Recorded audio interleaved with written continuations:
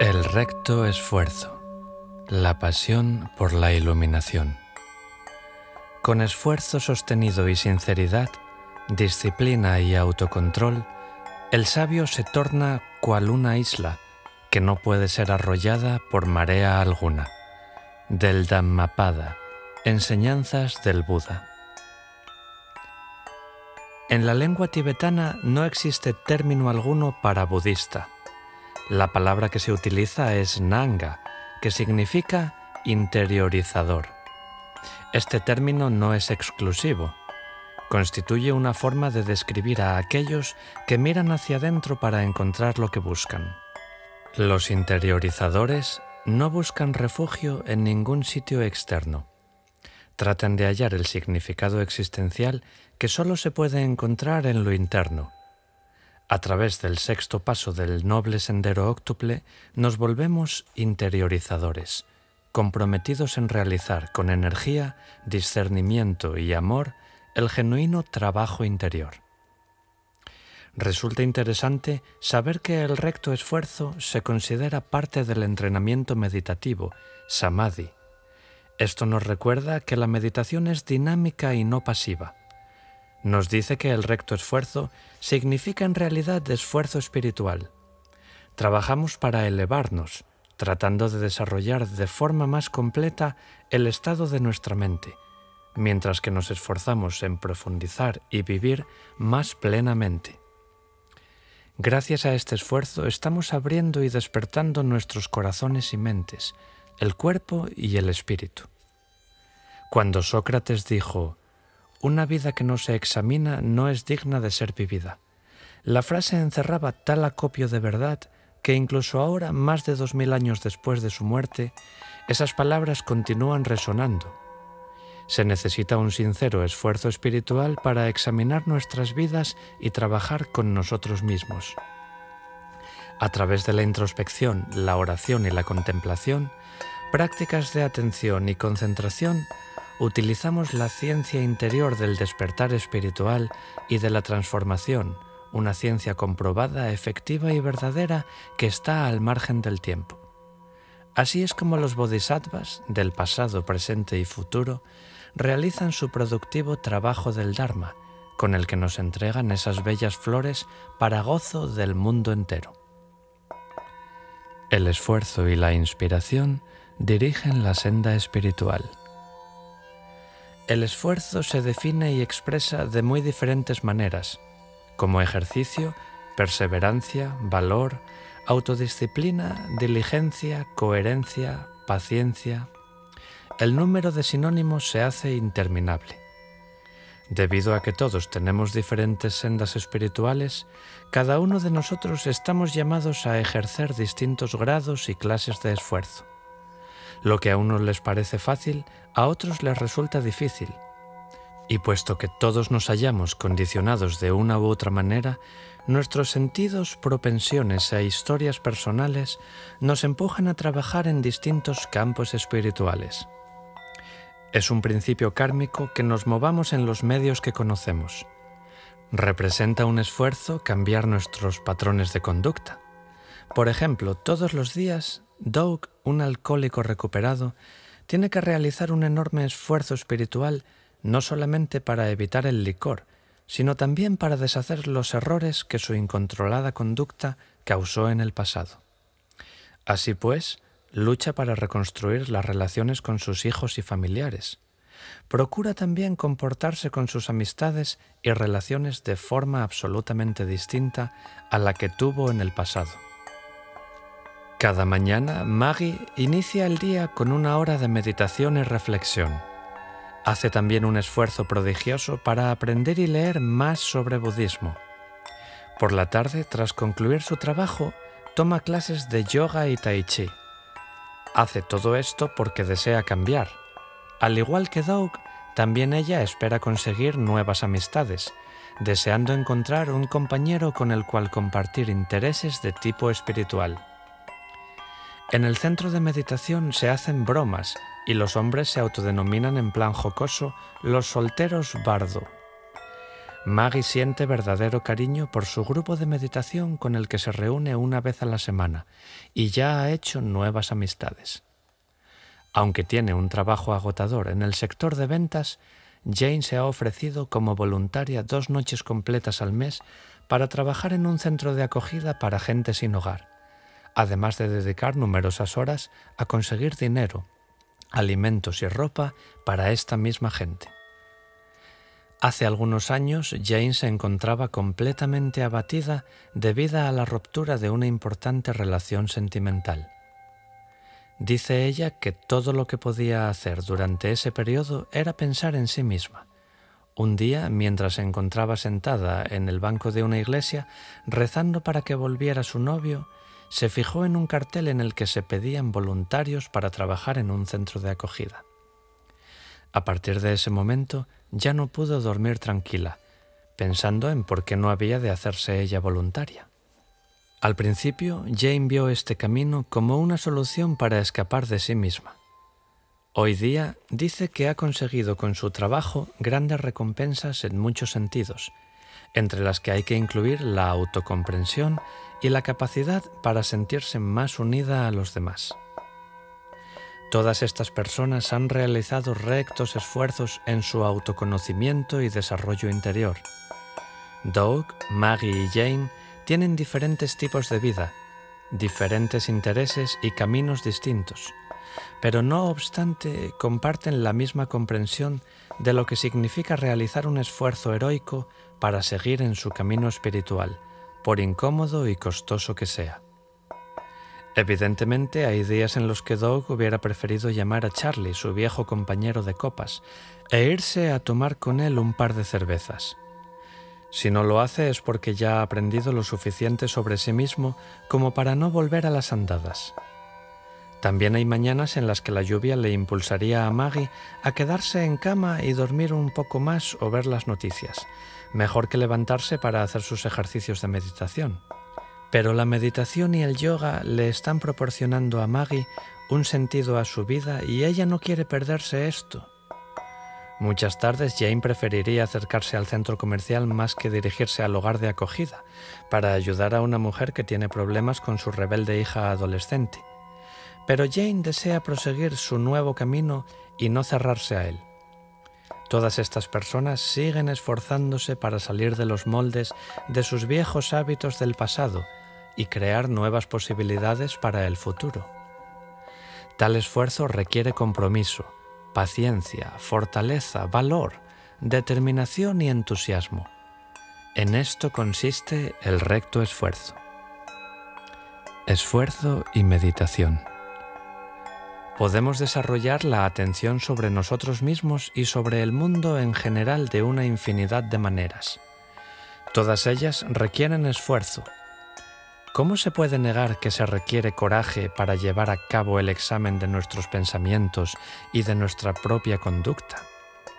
No es fácil admitir que en ciertos momentos actuamos por orgullo, por celos o mala voluntad, en vez de estar honrando nuestra naturaleza búdica. ¿Quién tiene el temple y el celo espiritual necesarios para enfrentarse a todos sus actos? Existen múltiples formas de realizar esfuerzos interiores y desarrollar una vida más espiritual.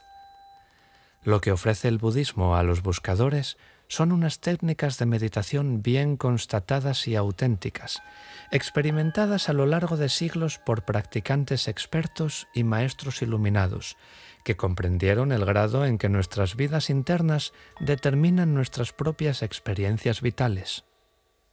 La meditación ha sido practicada por millones de personas durante miles de años para trascender las limitaciones humanas, obtener una mayor realización personal y experimentar lo divino. En términos prácticos, tal cosa significa desarrollarse intelectual y emocionalmente, hasta el punto en que logremos un equilibrio y una armonía con nosotros mismos que pueda enfrentarse a las pruebas más duras de la vida. En la práctica budista, el esfuerzo para conseguir la transformación y el propio despertar están vinculados a la meditación, la cual suele empezar a menudo por la observación de la propia respiración. Esto es algo que suele confundir a la gente, porque se preguntan, ¿qué tiene que ver el crecimiento interior y el cambio con la respiración? ¿Qué relación hay entre la mente y la respiración? ¿Qué tiene que ver el observar la respiración con la transformación espiritual? Empezamos con la respiración porque se trata de un proceso físico básico común a todo el mundo. Etimológicamente, las raíces de la palabra respiración y espíritu son las mismas. La respiración constituye nuestro vínculo común con la propia vida. Es algo fundamental y tangible. Todos podemos experimentar esto. Observar la respiración es el ejercicio de centramiento y enraizamiento más básico, algo que podemos hacer en cualquier parte. Inhalar, exhalar. Se produce la calma, se produce quietud. Nos ayuda a concentrarnos y a focalizarnos. Si nos esforzamos en observar la respiración, conseguiremos aquietarnos, nos volveremos más reflexivos y más contemplativos. Hagamos una respiración profunda. Exhalemos el aire. Relajémonos. Dejémonos ir. Sonriámonos a nosotros mismos, cómodamente. La meditación es esencialmente una forma de vida. Por eso, precisamente, se encuentra tan vinculada al esfuerzo espiritual. Requiere un esfuerzo para cultivar la concienciación a través del entrenamiento de la atención. El camino meditativo no necesita nuestra adhesión o rechazo a un determinado credo, secta o religión. El incentivo único para proseguir con la meditación es la confianza y convicción interiores que se desarrollan a través de la propia y auténtica experiencia. La meditación no es simplemente un programa de gimnasia mental. En el arte de la meditación, la sencillez es la clave. La simple necesidad de descargar a uno mismo de todo el exceso de equipaje y volverse hacia la luz interior. Todo se puede conseguir con nuestra propia e intangible fuerza espiritual. Estamos habituados a pensar que el esfuerzo es una especie de meta que necesariamente requiere de trabajo duro y de mucho sudor. Creo que es importante recordar que cuando hablamos de esfuerzo recto o espiritual en el contexto del Dharma, estamos describiendo un equilibrio perfecto de la energía, el entusiasmo, la consistencia, la gracia y la dignidad.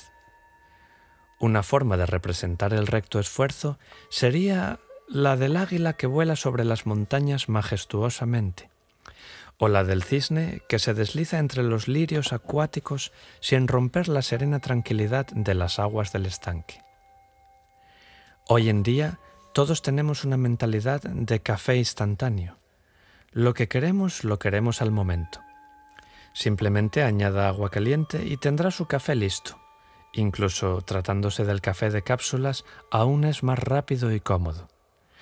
Pero en la dimensión de lo espiritual, aunque usted pueda sentir la necesidad de hacer rápidos progresos, vaya despacio y llegará pronto. Tirar hacia arriba de las flores cada mañana no las ayudará a crecer más, e incluso es posible que dañe su proceso de floración. Por el contrario, alimentarlas acertadamente, con una adecuada proporción de agua, aire, luz solar y fertilizantes, puede mejorar su innato potencial de crecimiento. Este inteligente método de jardinería se parece mucho al esfuerzo que resulta conveniente para el crecimiento espiritual del individuo y su desarrollo personal. El mismo Buda explicó los 4 grandes esfuerzos que juntos constituyen la forma más eficaz de emprender el trabajo de la sabiduría. Los 4 grandes esfuerzos. 1. Esfuerzo para evitar cualquier pensamiento o acción negativa o insana. Este primer gran esfuerzo es en muchos sentidos el más fácil, ya que no requiere que se concluya ninguna forma de ser establecida. Sin embargo, necesita que estemos atentos, muy alerta, para observar cómo pueden establecerse en nosotros nuevos patrones de conducta negativos. Durante la meditación, agucemos nuestros sentidos para observar qué les atrae y qué les repugna. Hagamos lo mismo a lo largo de toda nuestra jornada. Este esfuerzo nos ayudará a tener más dominio sobre nuestras reacciones y a mejorar nuestras formas de comportamiento y nuestras emociones. A medida que practicamos este primer gran esfuerzo, me parece que podría ayudar el que nos imagináramos a nosotros mismos como niños, totalmente limpios, abiertos a nuevas experiencias, a nuevas acciones y a un nuevo karma. Estamos creando nuestro futuro en cada momento. ¿Cómo será? ¿Seremos capaces de realizar el esfuerzo que nos permita evitar cuanto es dañino, autoindulgente, destructivo y necio? ¿Podremos ver claramente y evitar los sonidos, las miradas, los olores, las experiencias sensoriales y los pensamientos que pueden impulsarnos a la creación de nuevo karma negativo? 2. Esfuerzo para superar cualquier acción o pensamiento negativo. Cualquiera que haya estado sometido a una dieta sabe muy bien cuánto esfuerzo es necesario para cambiar los hábitos fuertemente contraídos. Digamos que usted ha ganado un poco de peso y decide acabar con los dulces que tanto le gustan. Inmediatamente le aparecen otras nuevas apetencias: yogures, zumos dulces o patatillas. De ese modo no logra perder peso, incluso es posible que lo aumente. En vista de ello, decide acabar con los yogures y las patatas y en su lugar empieza a comer frutos secos, plátanos y maíz tostado. Por muchas cosas que se vaya dejando de lado, siempre se las arregla para encontrar otras de las que come en exceso. El hecho de preocuparse por sus hábitos alimenticios ha generado costumbres dietéticas más saludables, pero las ansias y el impulso de comer más de lo debido siguen estando presentes. Lo mismo se puede decir de un extenso campo de patrones de conducta y pensamientos negativos. Precisamente porque hay fuertes ansiedades que nos llevan a comer en exceso, también hay otras ansias internas que están esperando que las encaucemos debidamente. Todos nosotros tenemos un pasado y una vida pasada que ha condicionado nuestro comportamiento. Todos llevamos con nosotros hábitos negativos, viejos odios y resentimientos, obsesiones que nos desgarran, pesadas vendetas y formas de vida perniciosas. Diana chilla y riñe a su familia. La ansiedad laboral de Bob se revela en su comportamiento tiránico con sus empleados. Gigi tiene envidia de su hermana. Donald está resentido con sus padres. Pamela engaña a su marido. Carrie flirtea con el mejor amigo de su esposo. Marion no puede dejar de criticar a los demás. Nos cuesta mucho soportar toda esta negatividad que nos rodea. Sin embargo, podemos cambiar. Podemos optar por utilizar el esfuerzo espiritual para cambiar ese comportamiento inadecuado. Podemos optar por deshacernos de cuanto no es útil ni para nosotros ni para los que nos rodean. Lo que está pasado, está pasado. Creamos nuevo karma por lo que hacemos desde este instante en adelante. Aquí y ahora está el punto crucial en el que habrá de resolverse nuestro presente y nuestro futuro. Ahora se está trazando el límite entre el samsara y el nirvana. Dese un respiro y piense en sus modelos actuales de pensamiento y conducta. ¿De qué le gustaría librarse? ¿Qué quisiera cambiar? Utilice la práctica de la meditación y de la profunda introspección para obtener una mayor atención y un mayor discernimiento. Podemos valernos del recto esfuerzo para transformarnos, creando el espacio necesario para que surjan pensamientos más satisfactorios y momentos más plenos. 3. Esfuerzo para desarrollar únicamente buenos y saludables pensamientos e iniciar una existencia iluminada. Piense en cómo le gustaría ser y vivir. Reflexione sobre lo que significa ser un bodhisattva, un guerrero espiritual. Reflexione asimismo sobre lo que significa llevar una vida iluminada. Los bodhisattvas practican las 6 paramitas o perfecciones. 6 virtudes trascendentales que me gusta llamar los 6 principios del vivir iluminado. Nos esforzamos en llevar una vida iluminada mediante la práctica de estas 6 perfecciones. Generosidad. Dar, ofrecer un amor incondicional e ilimitado, manos abiertas, mente abierta, corazón abierto. Virtud. Ética, honestidad, moralidad, integridad, ayuda al prójimo. Paciencia, tolerancia, aceptación, perdón. Esfuerzo, energía, diligencia, valor, entusiasmo, fortaleza. Meditación, concentración, focalización, autodemanda y reflexión, presencia de mente, atención. Sabiduría, discernimiento, sagacidad, comprensión, sensatez. Un amigo tiene un problema. Usted demuestra generosidad de espíritu al escucharlo y apoyarlo. ¿Quién está haciendo un favor a quién? Como una muestra de nuestra interrelación, señala al Dalai Lama que cuando alguien le presenta la oportunidad de practicar alguna de las 6 perfecciones, usted es el único que realmente está recibiendo ayuda para proseguir por la senda de la budeidad. Recuerde esto la próxima vez que alguien ponga a prueba su paciencia hasta el límite. Quizás un adversario pueda tornarse en su mejor maestro. 4. Esfuerzo por mantener la bondad ya existente. Todos poseemos pureza de corazón. El esfuerzo es necesario para encontrar el Buda interior. Realizar la naturaleza del Buda en cada momento, hacer brillar la clara luz en todo momento. Reflexionar sobre aquel momento en el que usted sintió alegría pura y amor incondicional, aunque solo fuera durante unos pocos segundos. ¿Puede regresar a ese sentimiento y llevarlo con usted? Somos mucho más parecidos al Buda de lo que creemos. Esforzarse en meditar diariamente. Hazlo.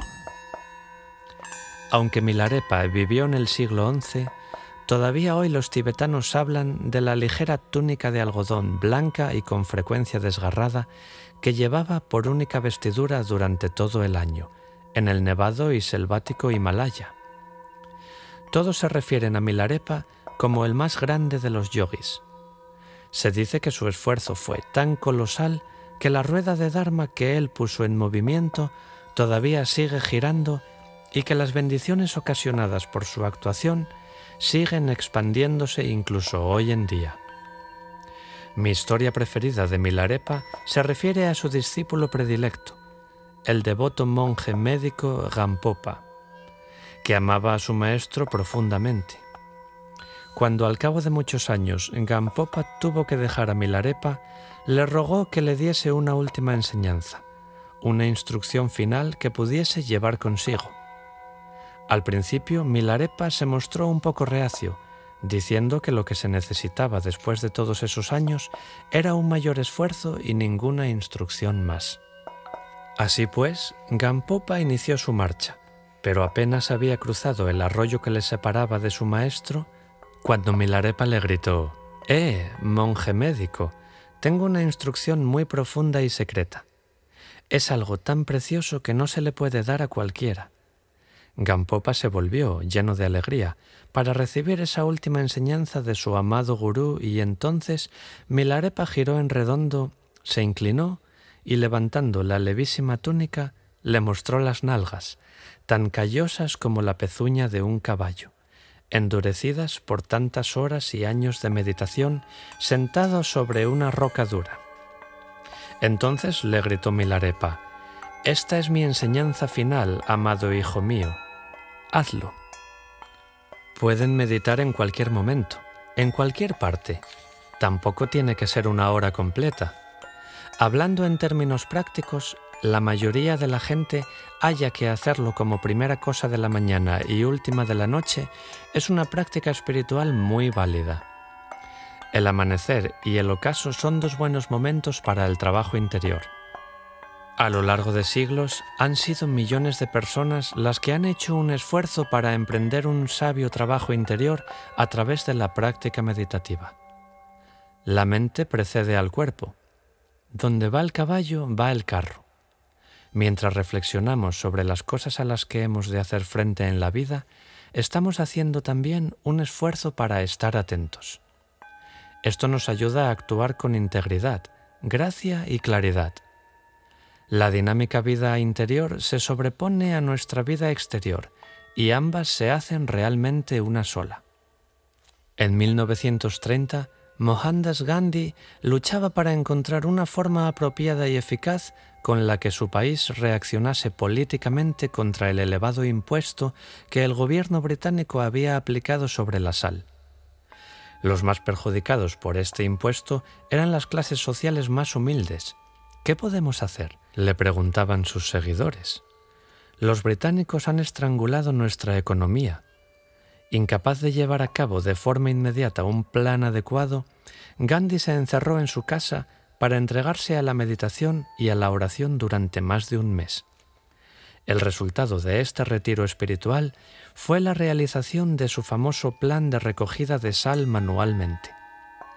Se puso en camino con todos sus seguidores, una ceremonia en plan marcha de la sal hacia el mar, como un acto de desobediencia civil. En el transcurso de esta marcha tan sencilla, millones de indios se fueron adhiriendo a ella y de este modo quedó rota la espina dorsal del colonialismo británico en la India. Enfrentado a decisiones difíciles, Gandhi se retiró a orar y meditar. Gandhi, uno de los activistas políticos no violentos más importantes del siglo XX, constituye un ejemplo estelar de alguien que entendió cómo una vida interior dinámica proporciona las bases para una actuación externa eficaz y hábil. El despertar de Ananda. Una de las leyendas que tratan acerca del esfuerzo espiritual tiene por protagonista a Ananda, el discípulo amado del Buda. Dice la historia que llegó el momento en el que Buda enfermó y murió. Había estado enseñando durante 45 años y muchos de sus discípulos habían alcanzado la iluminación. Pero uno de los que todavía no lo habían conseguido era precisamente Ananda, el fiel auxiliar y ayudante del Buda. Esto puede resultar un tanto sorprendente, dado que de todos los discípulos, Ananda había sido el que había oído y recordado cuanto había dicho el Buda. Pero Ananda, que se veía sometido al ajetreo de las actividades diarias, que sin duda nos resultan muy familiares a todos nosotros, había estado tan ocupado acompañando al Buda allá donde fuera y resolviendo los problemas que generaba el grupo de los discípulos, que había tenido poco tiempo para entregarse a la meditación. Varios meses después de acaecida la muerte del Buda, se produjo un acontecimiento para el que resultaba necesario que Ananda se hallase iluminado. Iba a tener lugar el primer consejo de los Arhats para codificar todas las enseñanzas dadas por el Buda. La presencia de Ananda resultaba imprescindible en tal reunión, ya que era el discípulo que mejor podía comentar los sutras budistas. Pero como no se hallaba iluminado, no podía asistir al consejo. Entonces Ananda hizo la única cosa que le era posible realizar en tales circunstancias. Igual que si tuviera que prepararse para un examen, se retiró a una especie de maratón espiritual para alcanzar su iluminación en una lucha contra reloj. Y llegó finalmente la mañana del día anterior al consejo, y Ananda todavía seguía retirado en meditación. Llegó la medianoche y después las 2 y las 3 de la madrugada del mismo día de la reunión, y Ananda seguía luchando para conseguir su iluminación, sentado en su pequeña celda monástica. Cuando solo faltaban 15 minutos para que a las 4 de la madrugada sonase la hora de levantarse, Ananda se dio por vencido y pensó: bueno, así son las cosas. Está claro que yo no soy un arahat. Agotado por el esfuerzo que había hecho, dio por concluida su postura meditativa y se dispuso a dormir. Ananda había dejado de intentar ser lo que no era, y en ese preciso momento, antes de que apoyase la cabeza sobre la almohada, en ese justo instante se convirtió en un arahat, en un ser completamente despierto e iluminado. Finalmente había alcanzado la iluminación, dejándose ir, parando su mente y viendo las cosas tal como eran. Fue el final de la batalla. Al concluir sus intentos por convertirse en un arahat, Ananda se hizo un arahat. Al rendirse y entregarse por entero, consiguió lo que estaba buscando. Siendo el que en realidad era, Ananda logró el despertar. Ananda tenía tras sí toda una vida de esfuerzo y virtuosa dedicación, ayudando personalmente al Buda. Su servicio desinteresado en sí mismo no le había proporcionado la iluminación, ni tampoco su esforzada meditación contrarreloj. Sin tal vida de servicio y sin esa meditación, no obstante, no hubiera logrado su objetivo, pero tuvo que ser mediante la entrega total, mediante el abandono y el dejarse ir, como logró finalmente la iluminación.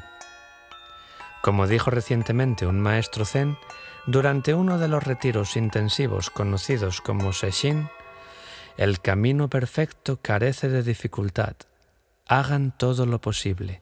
Todos somos perfectos y todavía podemos seguir perfeccionándonos sin límite. La visión Dzogchen del esfuerzo. La esencia del esfuerzo impecable y del autodominio consiste en el equilibrio entre el esforzarse y el dejar de esforzarse. Esto es tan válido para conseguir una vida espiritual como para mantener una relación, un proyecto laboral o para dominar la forma artística más indispensable de todas, el arte del vivir. El gran saxofonista de jazz, Charlie Parker, dijo una vez: primero afine bien su instrumento, después limítese a tocar. Este principio, tan sabio y práctico, combina el viejo adagio de que la práctica hace lo perfecto y el punto de vista Dzogchen que nos dice que la práctica es lo perfecto. Se describe a menudo la práctica del Dzogchen como algo que está más allá del esfuerzo, no como algo que haya que hacer, sino como una forma de ser. El Dzogchen hace hincapié en lo que es, en la mente natural, en un estado que se encuentra más allá de conceptos tales como esfuerzo y no esfuerzo. Esto es algo que puede confundir a los practicantes bisoños. Resulta demasiado simplista concluir que puesto que todo es perfecto, no hay que hacer nada. Si todo es perfecto tal como es, se preguntan, ¿para qué molestarse entonces por seguir una moral, dominar la mente o realizar cualquier tipo de prácticas meditativas? Pero tal malentendido nihilista no es lo que Dzogchen, que es el arte de la propia libertad, quiere decir. Padmasambhava, uno de los primeros practicantes Dzogchen, dijo en cierta ocasión, con referencia a la acción y a la visión iluminada: aunque mi vista sea más alta que el cielo, mi conducta, que se guía por el proceso de causa-efecto, es tan minuciosa e insignificante como harina de cebada. Esto quiere decir que no podemos vivir con la cabeza en las nubes. Sin poner los pies bien asentados en el suelo, no importa cuán profunda pueda ser nuestra filosofía, nuestros puntos de vista o nuestra comprensión. Es necesario que vivamos y practiquemos lo que predicamos. No hay excusa para que critiquemos o juzguemos nuestra conducta diaria mientras seguimos utilizando la vacuidad o la realidad última como una mera racionalización. Y no podemos decir que la práctica de la meditación y la atención no importan, cuando sabemos que eso no es así. Los practicantes Dzogchen reconocen que no es suficiente meditar un rato cada día. Ellos aprenden a integrar la meditación en cada momento, infundir en todo cuanto hacemos y en cada una de nuestras relaciones un sentido de significación y sacralidad. Ese es el objetivo, que es también la práctica. El poner atención en cada uno de nuestros actos constituye nuestra meditación, una meditación que va mucho más allá de donde nos puede llevar un rato de meditación sentada o de práctica religiosa. Uno de los ejemplos norteamericanos que constituye al mismo tiempo una de mis historias budistas preferidas sobre el valor que tiene la práctica diaria y regular está relacionada con el genial jugador de baloncesto Michael Jordan. El gran Jordan no tuvo unos comienzos en los que se sintiera un protegido, como le pasó a Mozart, por ejemplo. De hecho, mientras estudiaba en la escuela superior, Jordan fue rechazado del equipo porque no se le consideraba un buen jugador. Pero él siguió preparándose todos los días, antes de ir a clase, bajo la amable supervisión del mismo entrenador que le había descalificado en su momento. De este modo, consiguió formar parte del equipo. El resto es historia.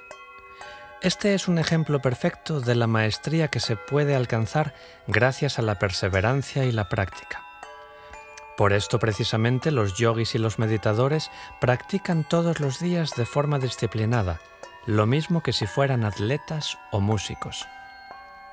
El pianista se esfuerza durante horas memorizando una difícil sonata, hasta que logra tocarla sin esfuerzo. El ceramista se esmera en colocar bien centrado su húmedo barro sobre el torno, hasta que logra que éste se mantenga allí sin la menor dificultad. Sucede lo mismo con la meditación. Al principio uno trata de mantener unificada la mente mediante la práctica de la calma y la quietud. Después resulta fácil mantenerla estable, libre y bien centrada en todo momento. El trabajar la aparente contradicción entre esfuerzo y no esfuerzo, o lo que es igual, trabajo duro y simple entrega, nos ayuda a hacernos más energéticos, firmes, pacientes y perseverantes. También nos ayuda a promover otras virtudes complementarias, como pueden ser la aceptación complaciente y la gratitud cordial por lo que pueda sucedernos en la vida. En resumen, dado que el recto esfuerzo es un esfuerzo de tipo espiritual, nos capacita para dejarnos ir en el momento oportuno y de la forma adecuada, a fin de que podamos hacer sencillamente lo que deba ser hecho. Renunciación. Dejando y renunciando a las cosas. Dejar el país propio es cumplir la mitad del Dharma. Milarepa. La renunciación es una forma tradicional de trabajar con uno mismo. El propio Buda constituye el ejemplo más conocido de renunciación. El Buda, al igual que otros buscadores de su época, dejó su país para ir a meditar en medio de densas junglas y temibles desiertos. Pero, ¿qué significa realmente la palabra renunciación en el contexto del budismo moderno? Nuestra sociedad actual es sumamente móvil. Teléfonos, faxes, correos electrónicos e Internet han conseguido que casi todo el mundo sea fácil de contactar, sin importar dónde se encuentre. ¿Cómo vamos a abandonar nuestro país ahora que hemos hecho de él todo el planeta? ¿Hemos de abandonar realmente nuestras familias, amigos y trabajo a fin de practicar el Dharma? Yo no lo creo. Renunciación no significa abandonar nuestras responsabilidades y aquellos a quienes queremos. Más bien quiere decir abandonar nuestros intensos lazos emocionales y nuestras preocupaciones compulsivas. Por lo general, solemos considerar la renunciación como celibato, pobreza, obediencia, raparnos la cabeza, partir a cualquier parte abandonándolo todo. E inmediatamente da una amplia versión tántrica del término. Renunciación significa dejar ir los impedimentos. En el Tíbet, la palabra renunciación no implica sacrificio o cualquier otro tipo de penalidad. Por el contrario, significa la liberación de cargas y exceso de equipaje, gracias a la certeza interior de la verdadera naturaleza de las cosas. Por mínimo que sea nuestro atisbo de liberación interior y lo que verdaderamente significa experimentar la libertad, podemos ver en dónde radica realmente nuestra felicidad. Este es el despertar de la certeza interior. Cuando tal cosa sucede, empezamos a renunciar y a dar por concluidos los pensamientos y actitudes que crean un karma negativo. La renunciación se refiere a la apertura de aquellas ataduras que nos agobian y a la liberación de las pesadas cargas que se han acumulado con un equipaje excesivo. El verdadero significado de la renunciación está más en el permitir que en el controlar. Requiere el dejar ir cuanto es negativo y dañino y abrirse a todo lo que es saludable y provechoso. La cuestión es, ¿podemos liberarnos de esas cargas? ¿Podemos abandonar nuestros miedos y posturas defensivas? ¿Podemos perdonar? ¿Podemos entregarnos y aprender a aceptar mejor las cosas tal como son? Generalmente, todo esto se lleva a cabo de forma gradual, a cortos pasos. Crecemos y adoptamos una actitud más madura. Al hacerlo, abandonamos nuestro territorio infantil. Nos deshacemos de nuestras pueriles maneras de ser. Dejamos el nido de nuestra familia original y nos liberamos de comportamientos congelados. Dejamos de contarnos historias a nosotros mismos. Ponemos coto a nuestras fantasías. Nos liberamos de todo ese equipaje que nos impide llegar a donde queremos ir o de hacer lo que necesitamos hacer. En cuanto nos percatamos de que no necesitamos más esos fardos, podemos abandonarlos definitivamente. Una vez que poseemos la certeza interior, podemos superar nuestros viejos hábitos y negatividades. Hacer un esfuerzo para abandonar ataduras y encadenamientos. Si existen encadenamientos, la visión del discípulo no es amplia. Si hay resistencia, la meditación es débil. Si hay parcialidad, la actividad no es acción iluminada. Liberarse de estas tres cosas constituye la vía de la gran perfección natural. Poema Dzogchen. El Buda señala que la resistencia y el encadenamiento son respuestas condicionadas y aprendidas. El encadenamiento es superficial, no esencial. ¿Seremos capaces de llegar a comprender esto y reformar nuestros mecanismos internos? En esto consiste el verdadero trabajo sobre uno mismo. Existen antídotos para el sufrimiento, el estrés y la ansiedad. Los encontramos al ofrecer menor resistencia, atarnos menos e identificarnos menos con las cosas. Nada tiene ni la mitad de la importancia de lo que generalmente creemos. He aquí algunas de las formas de encadenamiento a las que hemos de renunciar. Encadenamiento al ego. Creo que una de las razones por las que la gente gusta de ir a la naturaleza es porque en ella existen muchos menos conflictos con el ego. El campo nos ofrece una especie de respiro al efecto de choque de los egos en colisión. Es también otra razón por la que la gente gusta de retiros espirituales. En tales retiros nos encontramos más libres de las usuales demandas. Comprobamos que necesitamos demostrar menos cosas.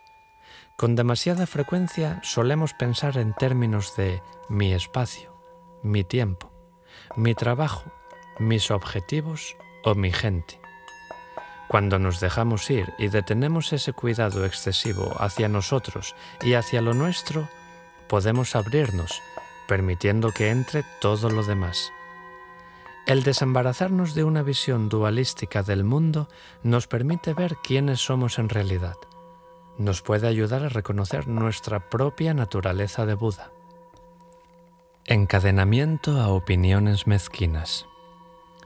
Aunque ciertos comportamientos suelen considerarse erróneos, por ejemplo el hacer daño al prójimo, se suele dar por bueno que las diferentes percepciones de la realidad que tenemos estén sujetas a interpretación. El depender y encadenarse fuertemente a opiniones ajenas oscurece la mente y turba una visión clara. De este modo nos sentimos atacados a conceptos irrealizables. Tal equivocación se halla presente en todos los aspectos de nuestra vida.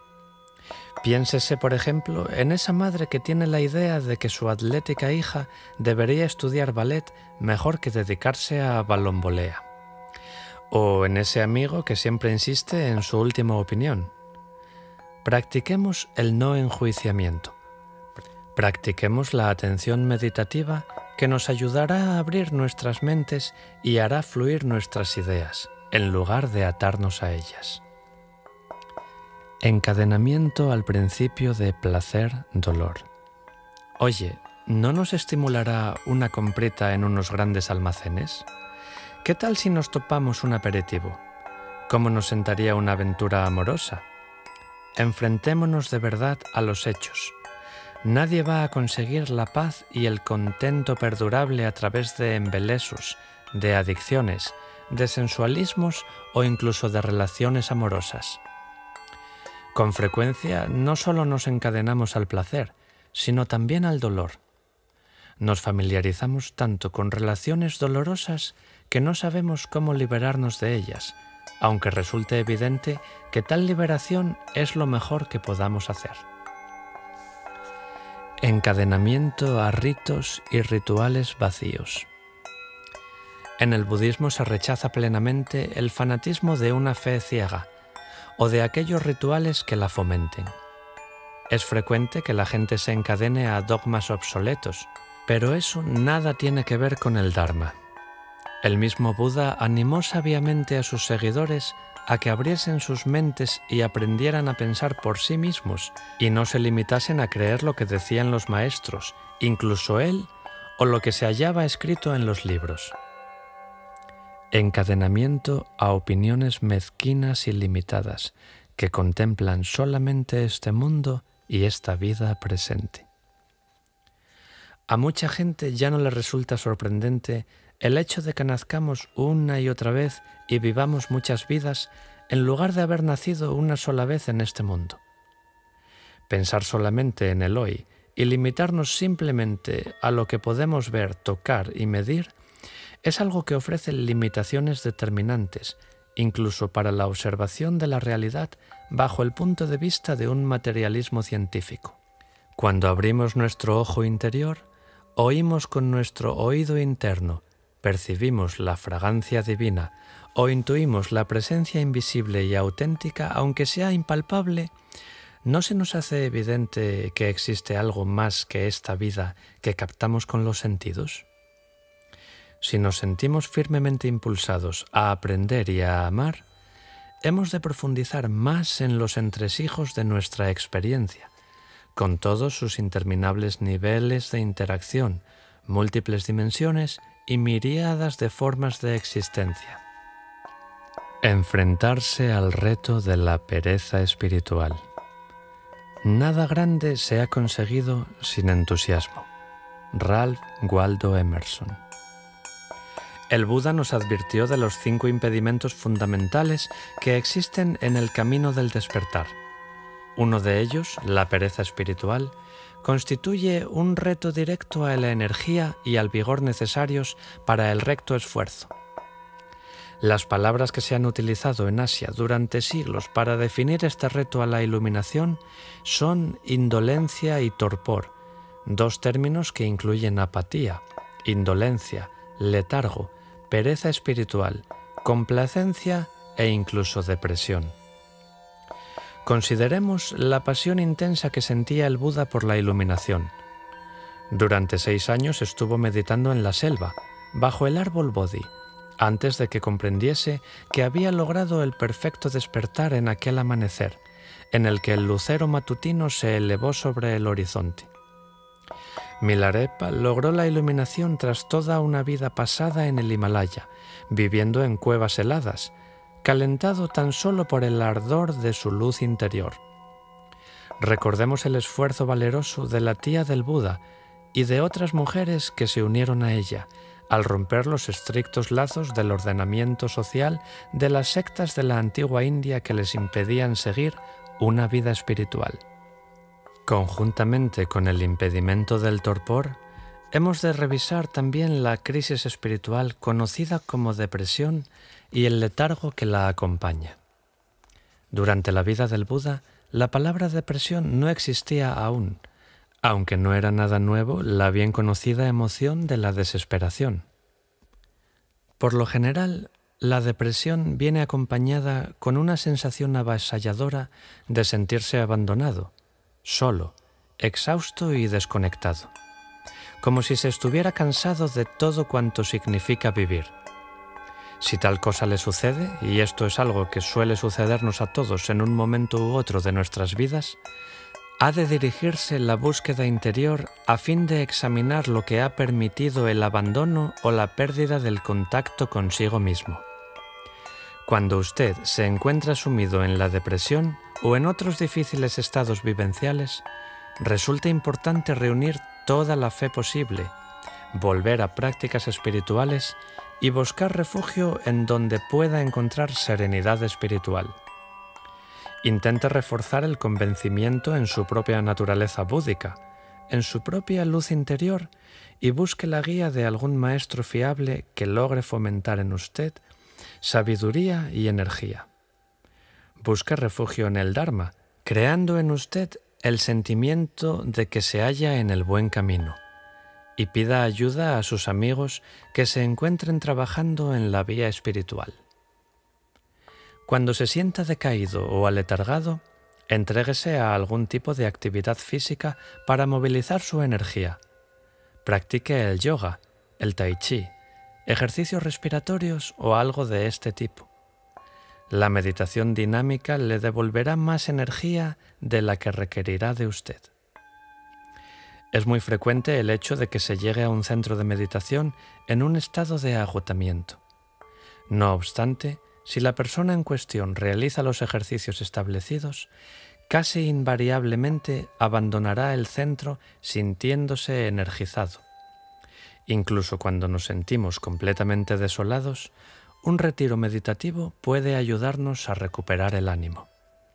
Sin embargo, yo he visto personas que se encontraban muy desesperadas y que no se podían beneficiar de los efectos restauradores de una sesión de meditación.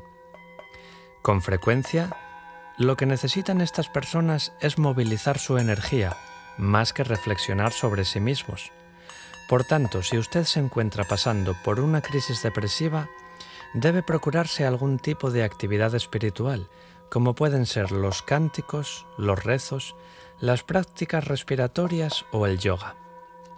También suelen resultar muy útiles actividades de tipo meditativo, como la jardinería, la caligrafía, la ceremonia del té o las artes marciales. Incluso el caminar, hacer jogging o bailar pueden ser muy provechosos. Además, tenga presente que no hay nada en el budismo que sea incompatible con la psicoterapia. Incluso yo la recomiendo con frecuencia. Hemos de recordar que no es conveniente tomar la meditación como una especie de sucedáneo espiritual con la que tratemos de evitar nuestros problemas psicológicos y el acontecer de nuestra vida diaria. No olvidemos tampoco que conviene que busquemos apoyo espiritual en algún grupo o comunidad que se dedique al trabajo interior. Un fin de semana de meditación me deja siempre en perfecto estado para seguir trabajando. Aunque parezca que la meditación nos lleva tiempo y energía, nos devuelve más tiempo, al igual que un sentimiento de claridad y de espaciosa comodidad. Se puede decir lo mismo de la vida espiritual. Usted recibirá realmente mucho más de lo que da, y esto es algo que podrá comprobar por sí mismo. Mi mayor reto y esfuerzo en el Dharma. Por lo general, las fotografías que solemos ver de lamas y de monjes en el Tíbet nos los muestran ataviados con sus túnicas marrones y postrados sobre el suelo. Lo que están haciendo es una de las prácticas fundamentales del budismo tibetano denominada Ngondro. Los occidentales que han estado estudiando con lamas tibetanos descubren muy pronto el nivel de esfuerzo y de energía que se requiere para practicar la meditación según la tradición tibetana. Los monjes, monjas y yogis laicos realizan estas prácticas fundamentales varias veces e incluso en muchas ocasiones. Veamos la disciplina que requieren estas prácticas. El Ngondro incluye 111.000 inclinaciones o postraciones corporales, mientras se recita la plegaria del triple refugio. 111.000 bodhicitas y oraciones compasivas, 111.000 mantras de purificación con las 100 sílabas del Vajrasattva, 111.000 ofrendas del universo, en forma de mandala, a los seres iluminados, a fin de acumular buen karma y cultivar la generosidad y el desapego. 111.000 prácticas de Guru Yoga, mediante el cual se sumerge nuestra mente dualística ilimitada en la infinidad mente del Buda, encarnada en la forma del Buda Lama. En el Tíbet, el término zumbido se utiliza para hacer referencia a estas más de 100.000 prácticas meritorias. Cuando alguien ha realizado más de 100.000 de estos mantras u oraciones, se dice que ha hecho un zumbido. El ejercicio físico de las postraciones purifica la energía de la mente y del cuerpo. Esta práctica desarrolla la devocionalidad, la focalización, la atención y un estado de conciencia contemplativa similar al estar en presencia de los mismos Budas, como si uno estuviera postrándose enfrente de ellos. Pero no podemos olvidar, y esto no es nuevo para nadie, pero conviene decirlo, la calidad cuenta más que la cantidad. Un refugio, una plegaria bodhicitta y una postración interior hecha de forma auténtica es mejor que un gran número de calistenias físicas. El yoga de la relación. La intimidad como camino hacia la trascendencia. El amor es la búsqueda de la unidad. Platón. El yoga de la relación es, creo yo, muy apropiado e incluso indispensable en nuestro tiempo. La nuestra no es una época en la que hombres y mujeres busquen su desarrollo interior en el monasticismo, sino más bien en las relaciones y en otras formas de contacto interpersonal. Nuestras relaciones con amigos, familia y con el resto del mundo nos proporciona sorprendentes oportunidades para trabajar con nosotros mismos, esforzándonos por hacer bien las cosas. Durante siglos en Asia se consideraba por lo general a los monásticos como gentes de primera y a todos los demás como de segunda clase. Ese no es el punto de vista tántrico. En el Tantra, desde el momento en que uno asimila cada cosa en su camino, todos los aspectos de nuestra experiencia, incluso la sensualidad, pueden hacerse buenos combustibles para la hoguera de la concienciación. Muchos de nosotros podemos entender esto por propia experiencia. Pensemos en la intensidad de algunas de nuestras relaciones más íntimas. Frecuentemente, aunque uno pueda engañarse a sí mismo, el amigo o la pareja verán a través de nosotros y nos mostrarán nuestras flaquezas y fallos, como si se tratase de un espejo impecable. Un verdadero maestro espiritual funciona en gran medida de la misma manera. Lo verdaderamente importante es verse uno mismo y reconocer nuestra naturaleza intrínseca, no adorar el espejo. Al igual que si se tratase de un maestro espiritual, una relación puede ayudarle a evolucionar y a transformarse más rápidamente. Las irritaciones inevitables y los desacuerdos en su relación pueden producir joyas de comprensión más profunda, de la misma manera que el grano de arena que irrita el interior de la ostra llega a producir una hermosa perla. Me gusta llamar esto como el principio de la perla. Pensar de esta forma sobre sus relaciones puede ayudar a mantenerlas muy vivas y al mismo tiempo espiritualmente retadoras. El yoga de las relaciones no está pensado exclusivamente para la pareja. Es como si viéramos a Dios, al Buda o a la luz en todo. Es mejor ver a Dios en todo que intentar figurárselo. A la luz de la percepción pura, aprendemos a ver todo como seres espirituales, más que como simples objetos que pueden resultarnos momentáneamente placenteros o desagradables. Así es como logramos desarrollar un corazón amoroso. Es posible que usted y su pareja no se pongan de acuerdo una noche sobre la película que quieren ver. También esto puede ser una experiencia de crecimiento. ¿Es capaz de perder el control? ¿Puede liberarse de sus ideas preconcebidas sobre lo que le puede divertir? Es capaz de reconocer que no importa demasiado la película que vaya a verse, puesto que lo verdaderamente importante es disfrutar de un momento de esparcimiento juntos y que el discutir sobre cómo se haya de tener ese momento no es la mejor manera de empezar la noche. Eso representa un reto del momento, pero es un reto que no resulta diferente de otros a los que tienen que enfrentarse aquellas personas que viven juntas, incluyendo los monasterios y centros de meditación. La gente siempre es la gente. Cuando nos encontramos en nuestro interior con una bolsa de gusanos, es probable que hayamos sido nosotros mismos quienes la pusiéramos allí. Un lama tibetano se divorció de su esposa. Cierto estudiante le preguntó: «Rinpoché, ¿por qué se ha divorciado usted 2 veces?» Respondió el lama: «Porque juntos no generábamos bodhicitta. Es importante que se tenga en el camino a la pareja correcta. Para ciertas personas y ciertas relaciones, uno de los esfuerzos básicos consiste en saber apartarse cuando las cosas no funcionan. Por otro lado, las promesas matrimoniales, igual que los votos de ordenación monástica, nos ayudan a desarrollar, mantener y profundizar en nuestros compromisos. Y estos compromisos, resoluciones, acuerdos y votos nos ayudan también a preservar cuando llegan los momentos duros. Casi todas las relaciones tienen sus crisis.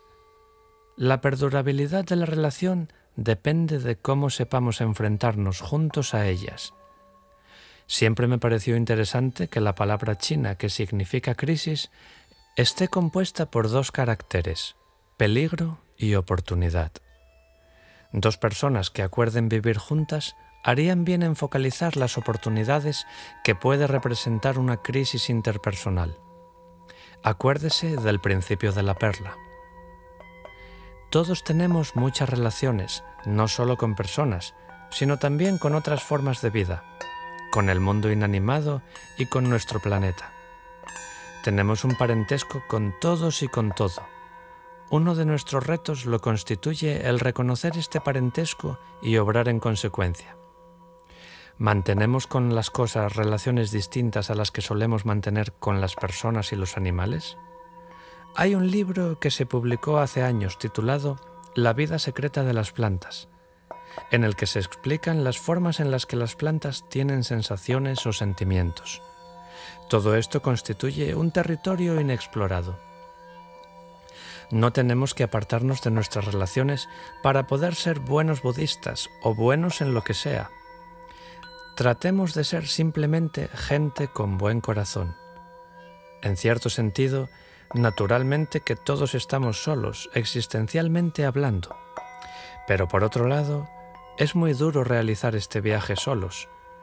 Hemos mencionado, por ejemplo, a Milarepa, que meditó en soledad durante muchos años. Sin embargo, también él tenía un discípulo, Gampopa, y una hermana. Todos necesitamos amigos. Las relaciones son esenciales. ¿Podemos tomar lo que sabemos y aprendemos del budismo y aplicarlo a nuestras relaciones?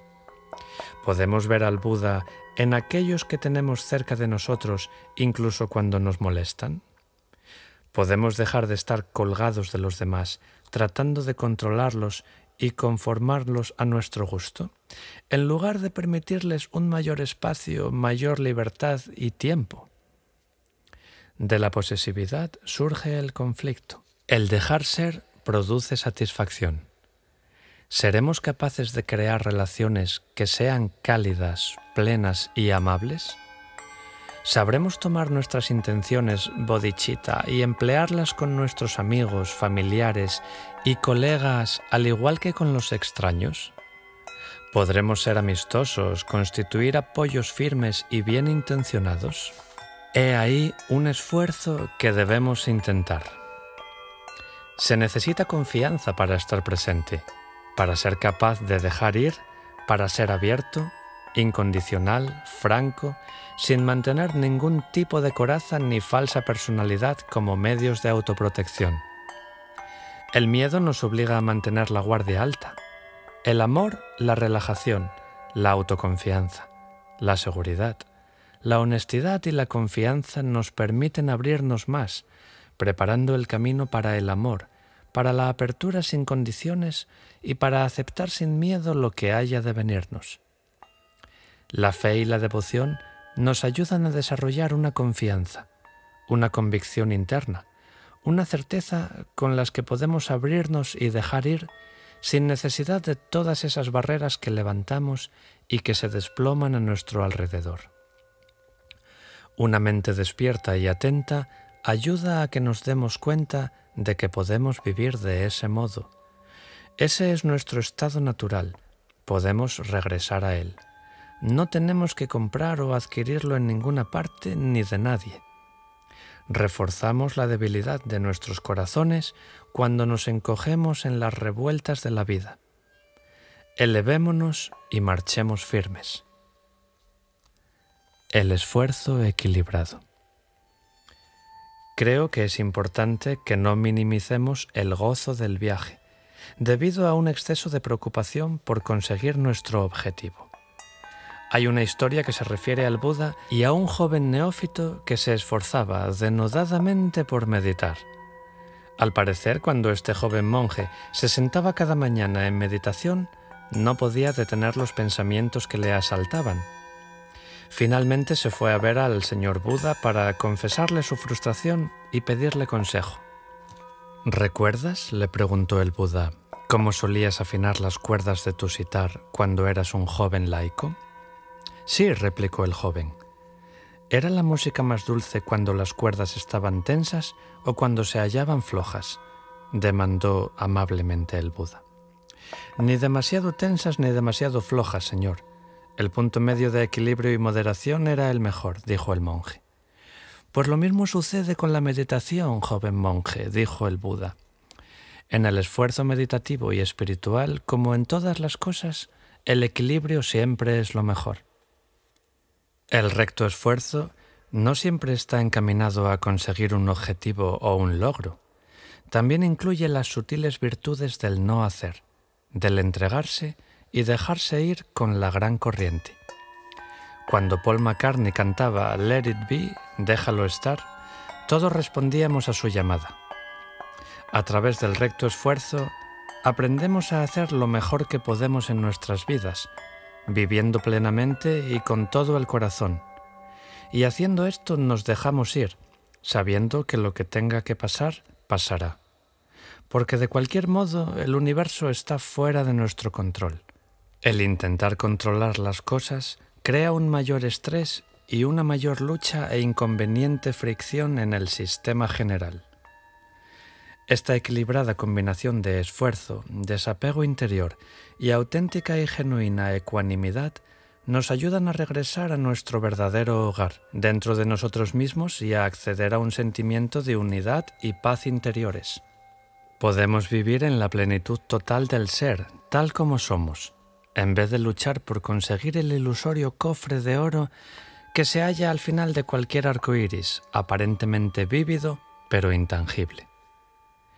Este pleno dejarse ir y dejarse ser nos proporcionará la sabiduría de la concesión, de estar justamente en donde estamos, de ser quienes somos y lo que somos, sin tener que correr o apartarse de las cosas. Toda esa carrera de aquí para allá no es más que un síntoma de apego y de aversión, algo que se muestra insatisfactorio si lo analizamos detenidamente. Dijo el Buda: no hay camino hacia la felicidad y la paz. La felicidad y la paz son el camino. El esfuerzo inspirado. Una meditación en las 4 estancias divinas. La motivación que impulsa a los bodhisattvas es la de proporcionar la iluminación y aliviar el sufrimiento de los seres a una escala universal. Esta ambiciosa tarea puede arredrar, pero los bodhisattvas se encuentran plenamente capacitados para ella, movidos como están por los afanes y angustias del mundo y también por el amor de los suyos. Esta trascendente empresa requiere perfección de esfuerzo, uno de los 6 principios de la vida iluminada, los 6 paramitas, de los que hablaremos muy pronto. Estas 6 virtudes nos impulsan como si se tratara de una máquina succionadora hacia las cimas de la iluminación. El mejor lugar para vivir, una meditación en las 4 estancias divinas. Algunos de nosotros hemos alimentado la fantasía de llegar a vivir un día en una suntuosa y magnífica mansión. El Dharma nos dice que tal cosa no es una fantasía. Es posible vivir en una mansión divina si nos esforzamos por cultivar los sublimes estados del ser, conocidos como Brahma Vihara o 4 nobles cualidades de la mente. Estos deliciosos estados mentales son: 1. Amabilidad amorosa y cordialidad, conocida como metta. 2. Compasión y empatía. 3. Alegría y regocijo. 4. Ecuanimidad y paz de mente. La práctica de la meditación puede ayudarnos a vivir perennemente en tales estados. Por esto precisamente se los llama a los Brahma Viharas las moradas divinas. Existen lugares para estar y lugares para vivir. Estas moradas describen una atmósfera que podemos crear y llevar siempre con nosotros. Sean cuales fueren las circunstancias, su hogar puede llenarse en todo momento con amor, compasión, alegría y ecuanimidad. Piénsese todo lo que abarcan estas 4 cualidades: aceptación, perdón, esperanza, afirmación, celebración, reconciliación, delicia y pacificación. Podemos seguir encontrando sinónimos de forma indefinida que describan las infinitas cualidades que se hacen tan importantes hoy día.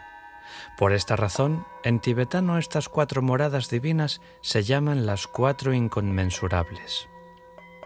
Pero estas no son solo cualidades mentales, sino que también son actitudes del corazón. Por tal motivo, las llamo las 4 cordialitudes. Estas 4 cordialitudes, que son como beatitudes espirituales, pueden transformar por entero nuestras vidas y de forma muy especial nuestra relación con los demás. Yo las encuentro profundamente eficaces para dominar mis rebeldías, mi naturaleza egoísta y para transformar mi experiencia del mundo, al igual que mis relaciones con los demás. Las recomiendo de todo corazón. El concepto de la amabilidad amorosa o metta es tan importante que la hallamos constantemente. En el recto hablar nos referimos a la plegaria metta. Aquí volvemos a tomar las mismas aspiraciones compasivas y hacemos de ellas el centro de nuestra meditación. Aunque muchos meditadores hacen meditación metta sobre la amabilidad compasiva, creo que es importante recordar que hay 4 cordialitudes. Pueden unirse a los 4 pilares del templo de la morada divina. Para entrar en este hogar divino y experimentar estas cualidades por sí mismo, siéntese y céntrese.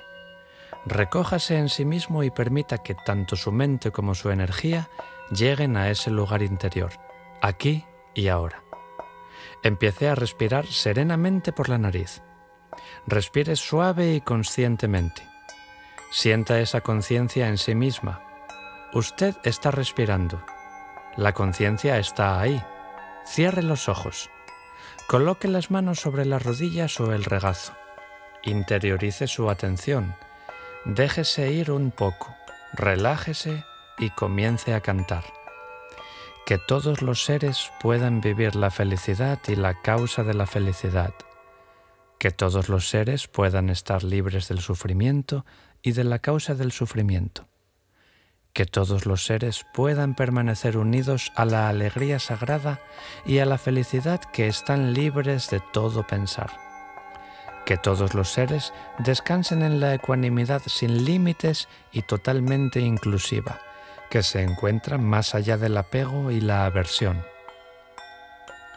Si se fija en el contenido de estas líneas, se dará cuenta de que cada frase hace referencia a una de las 4 cordialitudes. La primera a la amabilidad amorosa, la segunda a la compasión y empatía, la tercera a la alegría y el regocijo y la cuarta a la ecuanimidad y a la paz de mente. Puede meditar sobre estos contenidos cantando estas frases o diciéndolas en silencio para sí mismo una y otra vez. Mientras lo hace, reflexione sobre cada una de ellas. Estamos cultivando actitudes del corazón, por tanto ponga todo su corazón en el canto, en la plegaria. Céntrese en una frase cada vez y reflexione sobre su significado. Establezca un deseo noble en el fondo de su corazón. Imagine su corazón como un sol brillante que irradia en todas las direcciones. Está calentando su corazón, su cuerpo y su mente. Sienta su corazón flotando, floreciendo como un girasol. Visualice este sol dorado, caliente y brillante que hay en su corazón, irradiando en todas las direcciones al mismo tiempo. Ame incondicionalmente y ámese usted también. Perdónese, acéptese y abrácese. Ábrase para dar y recibir amor, blandamente. Reparta las bendiciones y méritos con todos. Deje que este divino estado mental se aposente y enraíce en su interior, como una afirmación poderosa. Es algo así como una resolución de año nuevo para su corazón, que puede convertir cada momento en esa festividad. He aquí otros deseos, plegarias y afirmaciones hechas para el bien de todos. Que puedan ser felices, dichosos y plenos todos los seres. Que todos vivan en paz, armonía y comodidad. Que todos se vean protegidos del daño y del miedo. Que todos tengan lo que necesiten, deseen y aspiren. Que todos se hallen unificados y sanos. Que todo el planeta esté saludable y unificado. Que todos los seres se despierten del sueño de la ilusión. Que todos se vean liberados, despiertos y realizados. Que todos los seres puedan realizar su verdadera naturaleza y despertar su Buda interior. Que todos puedan por igual gozar, actualizar y abrazar la gran perfección innata. Podemos recitar estas plegarias o contemplarlas simplemente de forma profunda y espiritual. Usted está irradiando amor incondicional y aceptación para todos los seres por igual, orando para que todos se despierten y sean libres, irradiando amabilidad amorosa al mundo, compasión al mundo, alegría al mundo, ecuanimidad y paz mental al planeta entero. A medida que hace esto, empieza a atraer la luz sobre sí mismo. Amor, abrazo y perdón para sí. Usted se abre para recibir la misma clase de amor y de bendiciones que está enviando a los demás. Lo de afuera y lo de adentro se funden, sin separación. Este es el estado natural de unidad y totalidad. Nos alegramos de la buena fortuna de todos. Nos alegramos de las acciones virtuosas y logros de los demás. Ponemos fin a la codicia y a los celos. Perdonamos y aceptamos a los demás y ponemos fin a los sentimientos de mala voluntad y enemistad. Bendiciones para el mundo entero. Bendiciones para nosotros mismos. Repita también estas palabras.